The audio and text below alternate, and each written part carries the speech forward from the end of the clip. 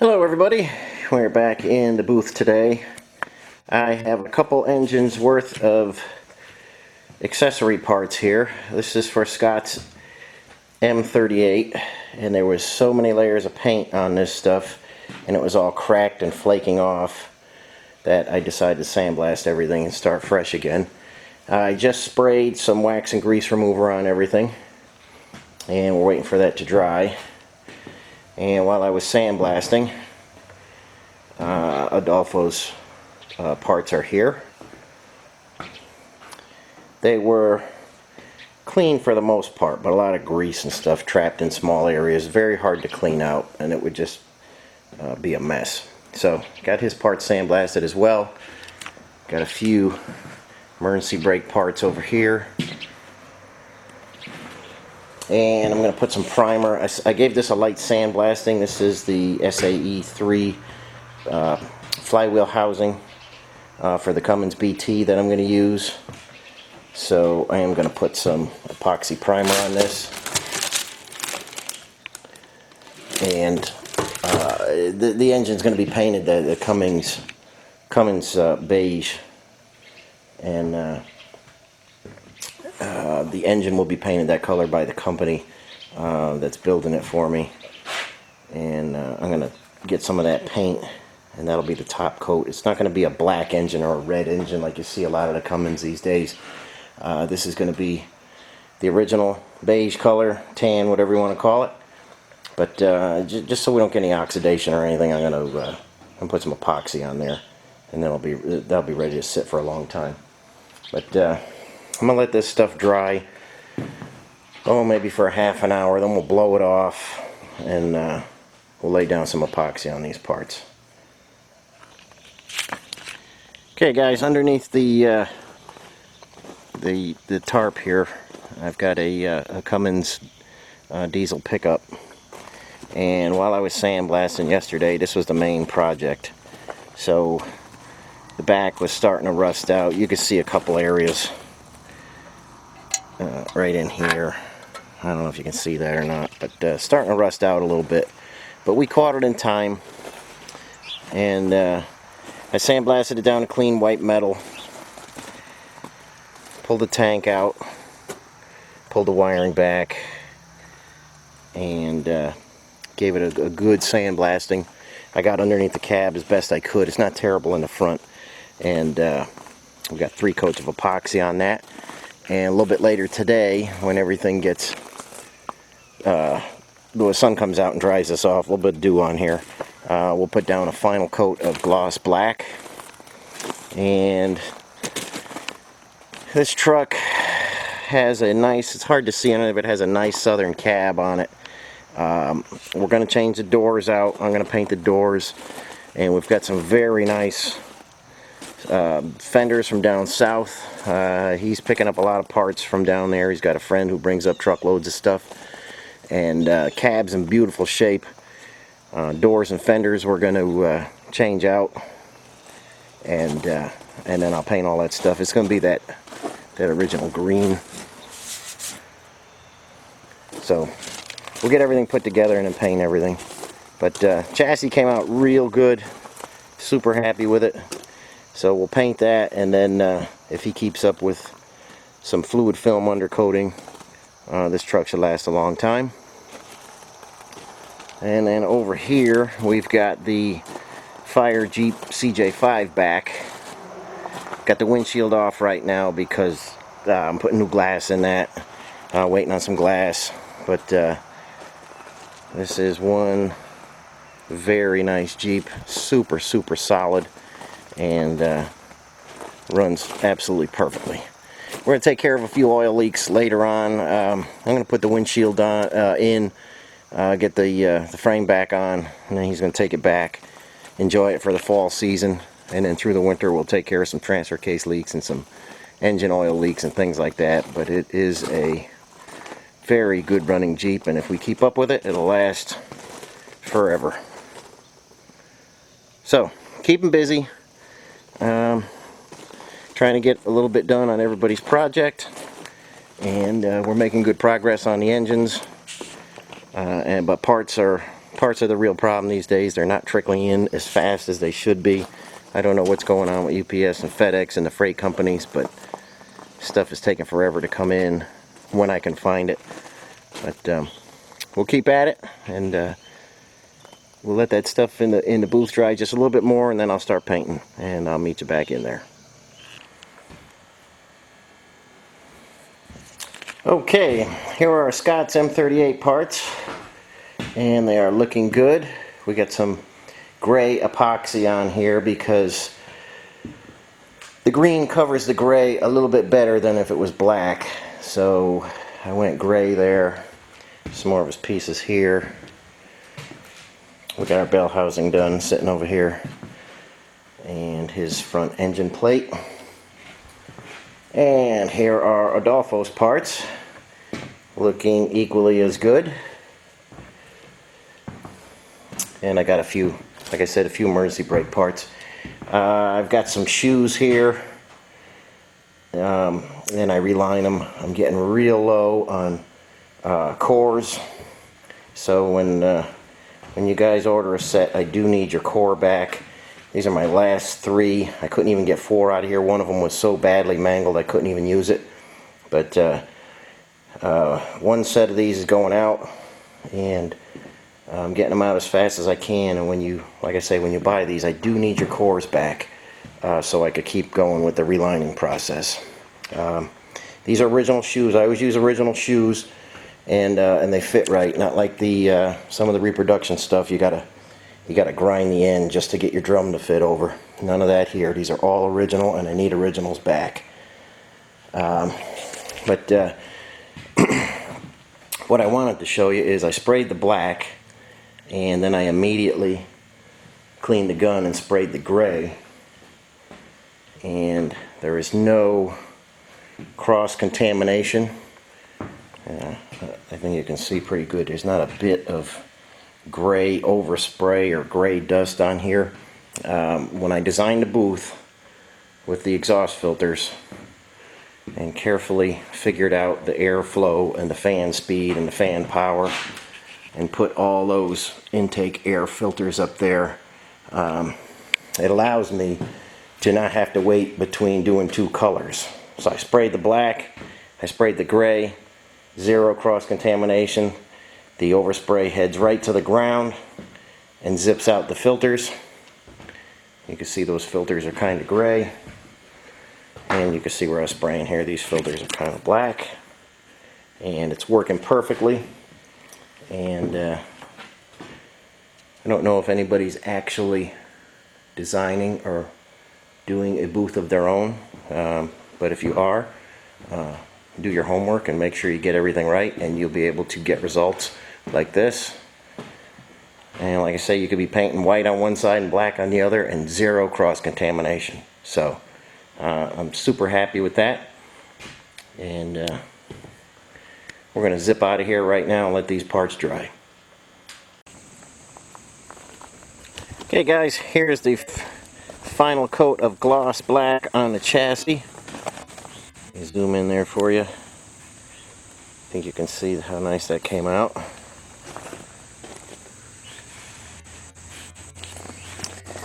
So we have the bed to work on just a little bit, and then the bed will go back down, and then we'll fluid film this underneath and the underside of the bed and everything, and make sure that it's ready to go for the winter.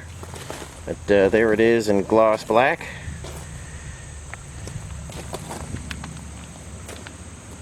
And we're going to move into the barn right now. I'm working on the Cummins flywheel housing, and I'll show you what I'm up to there. Okay, here's our primed flywheel housing. I have that sitting on a very precise 1-inch plate, and I'm trying to get the proper dimension from the back of a 4BT block to the face of the crankshaft where the flywheel goes. Now somebody gave me a dimension just with a tape measure of 1 1/4. If anybody out there has a 4BT out of a vehicle or something, I'm looking for the dimension, like I say, from the back of the block to the face of the crank. If this was the crank, this would be the back of the block. That'd be the crank. I need the dimension from there to there. This is 1 1/4. I don't know if that's exactly accurate. If somebody could take some calipers, if anybody has one out, and give me that dimension, that would be helpful. I want to get the housing that I make correct. So let's go over and I'm going to show you the flywheel that I'm going to use. And remember, we're taking the 4BT and we're adapting it to a GM SM 465 transmission, then to the Dana 18, and finally I'll probably stick an overdrive on there, and then the PTO. I'm not sure what I'm doing there yet, but I talked with Advanced Adapters, and I talked with Herm, and they're confident that the overdrive will hold up to the 4BT, and they're pretty durable, and if you don't drive like an animal, it should be alright. So let's go over and take a look at the flywheel. Okay guys, you can see our Toledo scale is on 64 pounds. And let me zoom out here and show you the flywheel. That is a super heavy flywheel. That is a Cummins flywheel, an original style from the 4BT to the SM 465, which was in the bread trucks. And I went with this one because of the weight. We're trying to dampen the vibration of the 4BT. I'll probably put a fluid damper on the front. So by using this flywheel, we can't use the setup like Phoenix Casting sells a setup to adapt the flywheel to your SM 465.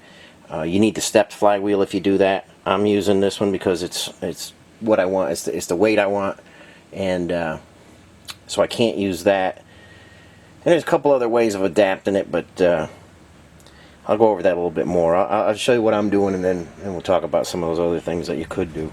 So let me get this set in the housing, and we'll take a look and see what the clutch and everything looks like.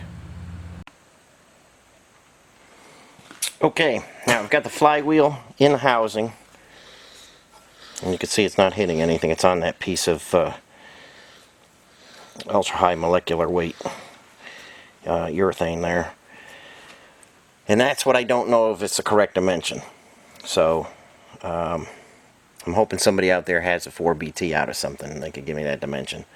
I am going to make a pilot bushing.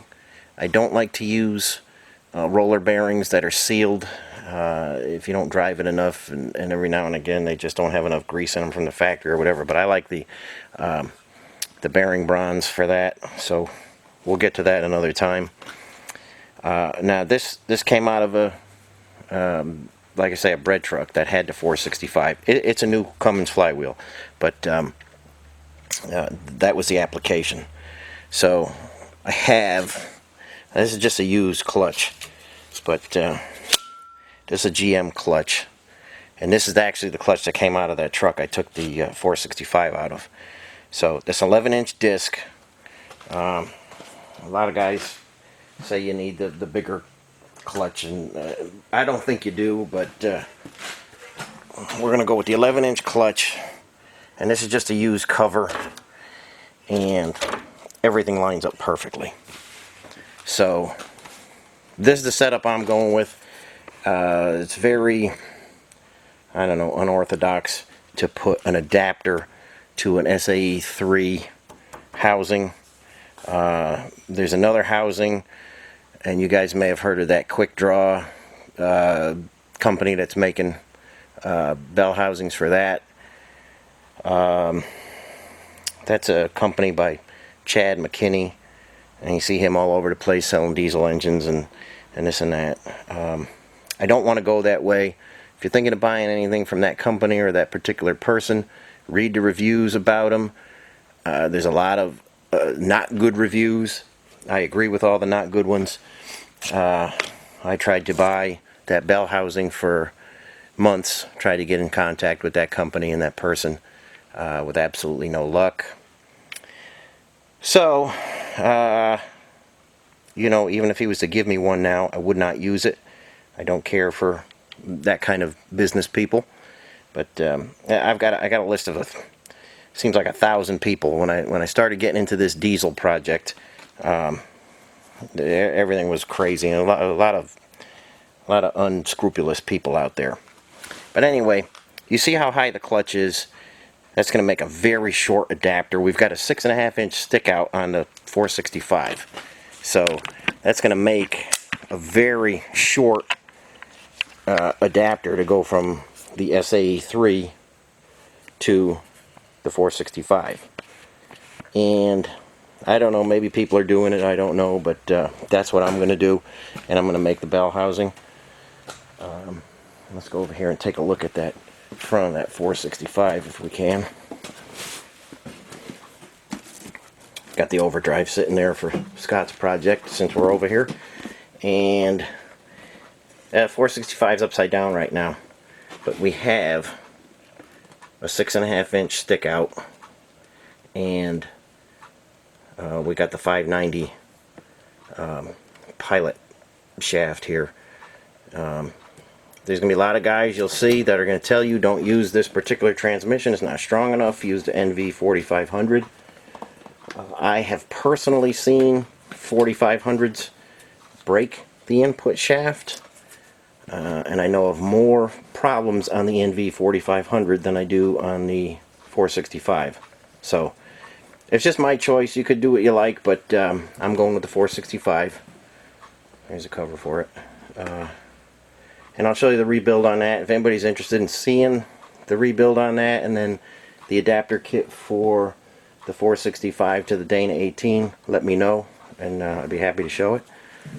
But so I got to get from that bolt pattern to SAE3 in under 3-inch thickness. So it's going to be interesting, but I'll show you how I do it, and I'll show you the machine work if you're interested. I'll show you how I adapt that to the flywheel housing. Okay, I've got one more thing to show you here. This is the Rockford PTO clutch. I have the new clutch in there, and it wasn't a very popular video, but for the guys that do follow me, you may have remembered when I showed you how to remove this from the tapered shaft, and I thought I was all set, but this is what came off of there. Here's my pressure plate, and you can see it's cracked everywhere, all around this whole thing. It's super, look at the color of it. It got super overheated. There was so much grease in there, the grease seeped into the clutch, and it just was spinning and spinning. We've got another heat crack there, another one there, and I didn't realize it, but this stuff apparently is getting tricky to find because I got such an old Rockford here. But I used a company called Palmer Johnson, and they have been fantastic. We had some trouble with some of the parts and stuff because I don't know, they were different, or I don't know exactly what happened, but it's tricky getting parts for these things. But these guys really stuck with me. Let's see if I can zoom in on the name. Can't say enough good stuff about these guys. Palmer Johnson Power Systems, and they were absolutely a savior, because I would have never found these parts on my own. So I got the wrong ones of these first time, because apparently there's 2 different ones you can have in my year of Rockford clutch. But I did finally get the correct ones. I got all the little bits and pieces from them, from springs inside here. I got the oil grease hose here. I've got new bearings in there. I have it adjusted, and this is absolutely working perfectly now. And I've just got to put it to the engine and get that custom flywheel housing I made for this attached to the engine. Then we can put this together and fire that up, and that is going on the snowblower Jeep snowplow engine that's going to sit in the bed. So we're getting real close on that. I know I don't show too much about that snowblower Jeep anymore, but this is another little hurdle that's finished, and I'm feeling good about it. So everything is super silky smooth on that with the new bearings and everything. We've got our new pilot bearing that's going to go in that flywheel I made. So we've got a lot going on. There's one power unit. There's the other one. There's a lot going on, but we're making progress on everything, and I hope you guys enjoy seeing it. So we're going to end it here, and we're going to try and take it slow tomorrow. I do have to put the fuel tank back in that Cummins diesel, but try and take a few minutes off tomorrow, and then come back and hit it hard again on Monday. So everybody, thanks for watching, and I will catch you on the next one.